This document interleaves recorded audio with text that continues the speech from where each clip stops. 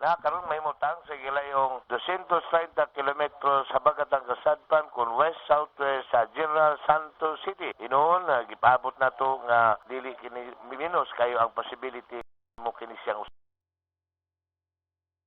ang hangin ko northeast monsoon nga makaapekto sa Kabisayan. Dinis dakbayan ug lalawigan sa Sugbo, ingon man Dumaguete ubang bahin sa Negros Oriental. Makasinati kita karon o nagumon nga kalangitan, dunang kusog nga hangin, luban na nasab kini mahinay nga pangulan karong adlaw ngadto na sa Sabado. Mapanganuron hinon dunay kahayag sa adlaw ato makita sugod sa Domingo ngadto na sa Lunes. Ang Bohol, ingon man ang Tagbilaran City, mapanganuron ang kalangitan ngadto na sa Madagumon, inubanan kini mahinay nga pangulan karong hapon ingon man sa kagabion, hangtod kini siya sa Lunes. Makusog-kusog nga hangin gikan sa mianang silangan ng Muros o ang atong dagat sa Bayunan kasarangan ngadto na sa Pagabalron. Ikaw po ng pag-asa, Oscar Tabada.